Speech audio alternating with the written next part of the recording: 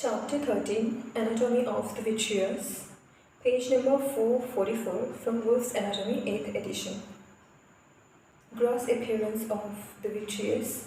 The vitreous humor is a transparent colorless gel of a consistency somewhat firmer than egg white. It fills the posterior 4/5 of the globe and is in contact with the retina behind and the ciliary body, zonule and lens in front. The vitreous body is roughly spherical but is flattened anteriorly. It exhibits a curve-shaped anterior depression, the patellar fossa, which accommodates the lens and is separated from it by the capillary space of Berger. At the margin of the patellar fossa, the vitreous is adherent to the lens capsule over a ring-shaped zone, the ligamentum hyalogeo-capsular of Vigo, 8 to 9 mm in diameter. Although anatomic fusion of this tissue has not been demonstrated, the union is strong in youth. By the 6th decade, however, it becomes sufficiently weak to permit intracapsular extraction of the lens without pulling on the anterior face of the vitreous. This site also receives the insertion of the hyaloid portion of the zonule. Outside the ring of attachment, the vitreous is intimately opposed to the ciliary processes, which indent its anterior face, or to the fibers of the ciliary zonule. The hyaloid canal of Crockett runs from the post-lenticulus face of Berger, from a point slightly nasal to the posterior of the lens, to the funnel-shaped space, that is the area of Martigiani in front of the optic disc. The canal is 1 to 2 mm wide and runs a sinuous course from lens to disc. It represents the sites of the primary vitreous and the fetal hyaloid artery. Its walls are formed by condensation of vitreous. Multilayered fenestrated structures have been found in Crockett's canal in adult human and primate eyes and have been thought to represent sheets of the media of the embryonic hyaloid artery and its branches. The multilamellar structure of the sheath may contribute to its visibility during slit lamp examination. Occasional cells are found within the canal and a network of fine collagen outside it. Eisner believes that the hyaloid canal of prenatal life disappears completely after birth and is replaced by a retrolental tract that develops anteriorly in the first 4 years of life and extends posteriorly in adolescence. Histological studies of vitreous structure in the 18th and 19th centuries provided 4 different hypotheses: the alveolar theory, the lamellar theory, the radial sector theory, and the fibrillar theory. In 1849, Bowman claimed that these descriptions were incorrect due to fixative artifacts, although introduction of the slit lamp biomicroscope enabled in situ observation of the vitreous. An equal variety of descriptions followed. Goldstein in 1912 described membranes, Kippe 1970 saw fibers, and Frittenwood and Steeler in 1935 observed concentric sheets. Eisner, using slit lamp microscopy in both living and dead eyes with special conditions of illumination, has proposed the following account. At both, vitreous structure is homogeneous and shows a finely striated pattern. At this stage, a denser outer cortex and an inner central vitreous are not established. Here and there, narrow transvitreal channels of lower density traverse its substance from the periphery. These overlie the optic disc, fovea, and retinal vessels, and presumably reflect variations in vitreous synthesis during the growth of the eye. The shape of these channels is altered according at different vitreous depths. Such channels are also found in relation to congenital or experimentally induced retinal anomalies. From infancy into adult life, the homogeneous structure of the vitreous changes with a decrease in density of the central vitreous, while the cortex retains its relatively high density. Formation of the cortical vitreous starts anteriorly and proceeds posteriorly, and the posterior vitreous is the last to lose its infantile striations. It is of interest that there is a marked interspecies variation in vitreous density. In dogs and cats, the central vitreous has the highest density. In cattle and sheep, the vitreous is homogeneous, while in the horse, the entire vitreous is of low density. The second postnatal development, also beginning anteriorly, is the formation of the so-called vitreous tracts, fine sheet-like condensation of vitreous structure, which radiate backward into the vitreous space from defined points on the circumference of the ciliary body and the anterior retina. Figures 13.6 to 13.9. It is these tracts which give rise to the concentric onion skin arrangement of the adult vitreous. The vitreous tract arise as follows. Retrolental tract. The retrolental tract is inserted into a circular zone on the lens capsule near the hyalogeo-capsular ligament and extends posteriorly into the central vitreous. It is conspicuous as a highly reflecting boundary, the membrana plicata of Wolff. Coronary tract. The coronary tract passes backwards into the central vitreous from a circular zone overlying the posterior third of the ciliary processes, the coronary ligament. It is of variable density and fairly indistinct optically. Median tract. The median tract is inserted into a circular zone at the anterior margin of the vitreous space, about the middle of the pars plana, which is termed the median ligament. The tract extends backwards as a faint veil into the central vitreous. Preretinal tract. The preretinal tract is inserted at the ora serrata and is more strongly reflecting than the preceding two. These tracts show a gentle curvature in younger eyes, which gradually becomes more sinuous and extensive with aging. The precise configuration depending on the effects of gravity. Also starting in adolescence, a process of liquefaction and fibrillar degeneration of the vitreous occurs, which also breaks up the basic pattern of the tracts. The tractus preretinalis is least affected by these changes using dark field slit microscopy in fresh unfixed human vitreous. Sebag and Balaz, I don't know the pronunciation, Sebag and Balaz, these two names, have shown that the homogeneous appearance persists in childhood apart from the visibility of Cloquet's canal. By middle age, macroscopic fibers appear which traverse the vitreous in an anterior-posterior direction and insert into the vitreous base both anterior and posterior to the ora serrata. At the posterior pole, the fibers appear oriented towards the macula. Now Figure 13.1. Eye of a 9-month-old human from which the sclera, choroid and retina have been dissected. The posterior extent of the vitreous base is seen as a grey band at the ora serrata. Figure 13.2. Intraocular spaces. 1. Posterior part of Cloquet's canal, that is space of Martigiani. I think it's Martigiani or Giani, I don't know. Martigini, Gianni, Martigini. I'll see later on the pronunciation, but right now I'm pronouncing it as space of Martigiani.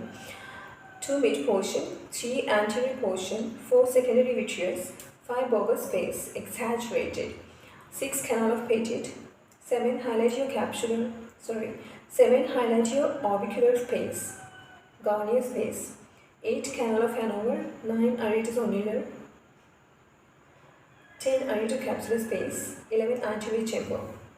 So these are the spaces in and around the vitreous. So this is the Cloquet's canal. You can see the one is the posterior part of the Cloquet's canal, that is the space of Martigiani. So this space of Martigiani, it is the funnel-shaped part that overlies the optic disc. Okay, and it is the posterior part of the Cloquet's canal. Anteriorly, it is continuous with the Cloquet's canal. Cloquet's canal, it is nothing but the hilar artery remnant. So that was about the Crookes Canal, that was about the space of Martigiani. One is space of Martigiani, two is Crookes Canal, mid portion of the Crookes Canal. Then anterior portion. Anteriorly, actually it continues into the Berger space, okay. 4 is secondary vitreous. 5 is Berger space. Berger space is what? What is patellar fossa? So vitreous has, this is the vitreous, it has got the anterior part. This anterior part is depressed to accommodate the lens, and it accommodates the lens. And that depression is called as patellar fossa. Its margin is thickened where the vitreous is thickened. It is called as hyalogeo-capsular ligament or ligament of Weger, W-I-E-G-E-R, okay. And then there is a lens, and in between the lens and this fossa here, patellar fossa, there is a space, capillary space, that is called as Berger space, okay. And then Berger space, then it continues posteriorly. Actually, it's not continuous, there is an anterior hyaloid phase. Then posteriorly, it continues beyond the anterior hyaloid phase as Crookes Canal, okay. Now, we have seen the canal of Petit between the post-equatorial or posterior zonular fibers and hyaloid zonules, that is the canal of Petit, and canal of Hanover between the pre-equatorial and post-equatorial, that is anterior and the posterior zonular fibers, that is the canal of Petit, that is divided by the equatorial fibers into two parts. So, hyalo orbicularis space between the hyaloid zonules and pars orbicularis part of the zonule. Actually, the text is not given. I didn't find any text regarding the hyaloid orbicular space. If there is any, if I find further later in this chapter or the next chapter, I'll comment about that thing. But right now, my logic is it is between the hyaloid zonule and the pars orbicularis. Okay. So that is called as hyaloid orbicular space. Is also known as space of Garnier. 9 is iridozonular space. Iridozonular space. Anterior iris, posterior anterior zonule. That is the iridozonular space. Then 10 is iridocapsular. Iridocapsular between the iris, posterior surface of the iris, and anterior surface of the lens capsule. Then 11 is anterior chamber, that we know between the corneal endothelium and the posterior surface of the iris and the anterior surface of the lens capsule. So that was about the vitreous, the Crookes Canal and different spaces and canals, canal of Petit, canal, hyaloid canal, patellar fossa, Berger space, okay, hyalogeo-capsular ligament, Weger's ligament, canal of Petit, canal of Hanover. It was all about it. So next is figure 13.3. The relations of the vitreous in the anterior eye, the ora serrata 1, is the termination of the retina. The vitreous base 2 extends forwards for about 2 mm over the ciliary body and posteriorly about 4 mm over the peripheral retina. Collagen in this region is oriented at right angle to the surface of the retina and ciliary body. Anteriorly over the pars plana, it has a more parallel orientation to the inner surface of the ciliary body. The posterior hyaloid 4 is continuous with the retina and anterior hyaloid 3. And with the zonules and lens, ligamentum hyalogeo-capsular is at 5 and the space of Berger at 6. Figure 13.4. Dark field horizontal optical section of vitreous in a 33-week gestational age human. Anterior segment is below and posterior pole is above. Hyaloid artery remnant is seen coursing towards the prepapillary vitreous cortex. Dark field horizontal optical section of vitreous in figure 13.5. Now this is figure 13.5. Dark field horizontal optical section of vitreous in a 4-year-old human. Dissolution of the walls of the hyaloid artery is noted. Light scattering in the central vitreous arises from Crookes Canal. Figure 13.6. Growth and aging of the vitreous, a late stage of fetal life. The hyaloid artery extends from disc to lens, surrounded by a transparent material within a channel to delineate it from the definitive vitreous by a membrane-like condensation, intravitreal limiting membrane of Gianni or Gigiani. I think it is Gianni. Then B is infant. The hyalid artery and intravitreal limiting membrane have disappeared. The definitive vitreous shows a regular finely striated pattern. Infantile striation radiation. C. Adolescent vitreous tract begin to develop in the anterior vitreous. The posterior vitreous still shows the infantile striation. D. Adult vitreous tracts extend into the posterior vitreous. E. Senile restriction of the framework. Development of liquefied cavities interspersed with irregular strands. F. Senile posterior vitreous detachment. Distal vitreous empties through a gap into the retrovitreal space. The vitreous collapses.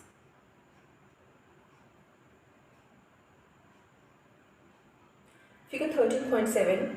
Growth and aging of the vitreous. Optical dissection of autopsy eyes in the hilatio piano.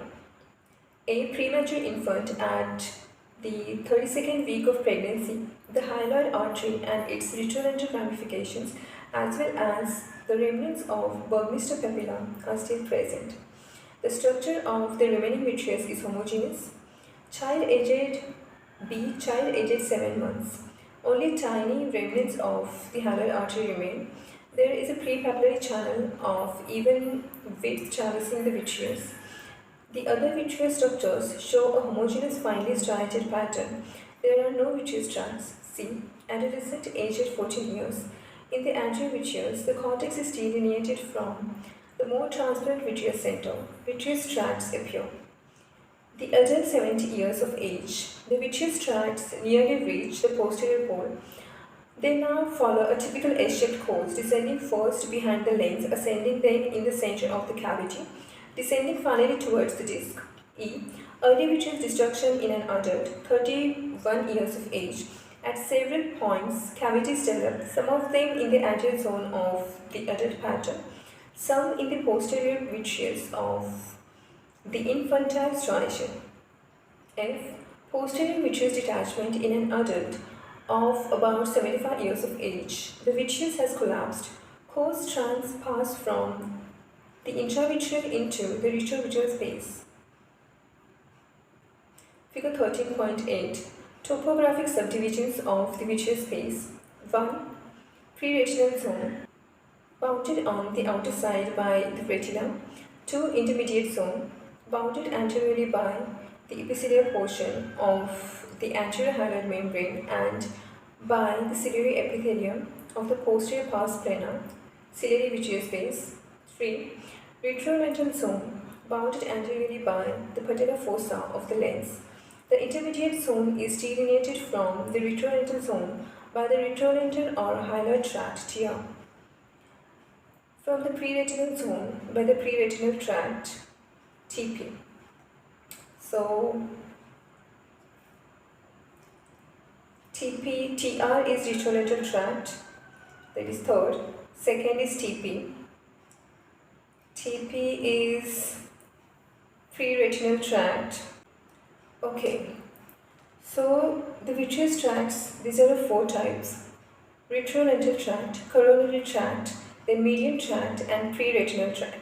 So retrolental tract, it extends from the circular zone on the lens capsule near the hyalogeo capsular ligament, that is the ligament of Vigo, posteriorly into the central vitreous. Okay, so that is the retrolental tract from the hyalogeo capsular ligament. The coronary tract arises from the posterior third of ciliary processes. It passes backwards into the central vitreous. Median tract. Median tract, it is from the middle of the pars plana, and again it extends backwards into the central vitreous. Okay, that is, it is inserted into a circular zone of the anterior margin of the vitreous space about the middle of the pars plana. It is termed as a median ligament. Okay, and retrolental tract, that is the first tract we mentioned here. The retrolental tract, it is conspicuous as a highly reflecting boundary. Okay, and that is also known as membrana plicata of Wolff. the OGT, membrana placiata of what? Retrolental tract. What membrane? Then coronary tract, median tract, and pre-retinal tract. Now, pre-retinal tract, it is inserted at the ora serrata and is more strongly reflecting than the preceding two.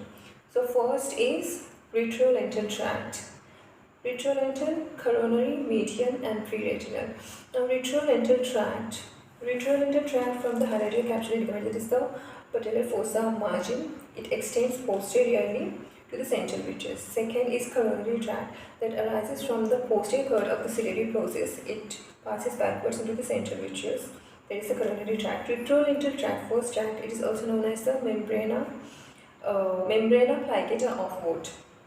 Then median tract. Third tract is median tract. It arises from the middle of the pars plana, and anteriorly it is inserted into the circular zone of the anterior margin of the vitreous space. Anterior margin of the vitreous space, that is the middle of the pars plana, it passes backwards into the central vitreous. Then pre-retinal tract from the ora serrata. Okay. So that was about the tracts of the vitreous. Figure 13.9. Schema of vitreous tracts in human eyes. TR tractus retrolentis hyaloideus. Inserting at the retrolental ligament LR. TC tractus coronarius. Inserting at the ligamentum coronarium LC. TM tractus medianus. Inserting at the ligamentum medianum LM. TP tractus preretinalis. Inserting at the ora serrata. It's the same thing that we discussed just before this.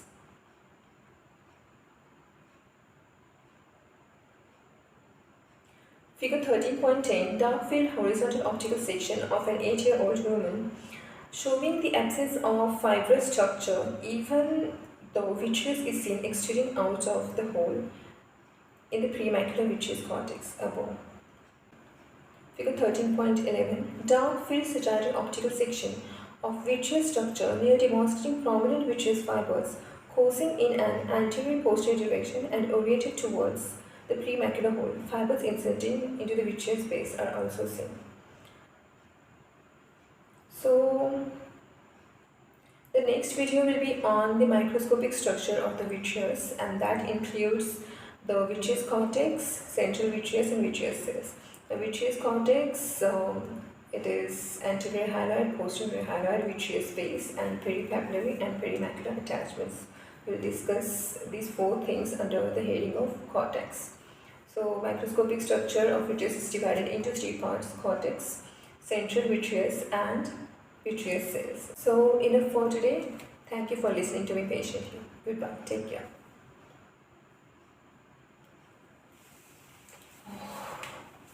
Oh my goodness, oh my goodness, oh my goodness, oh my goodness.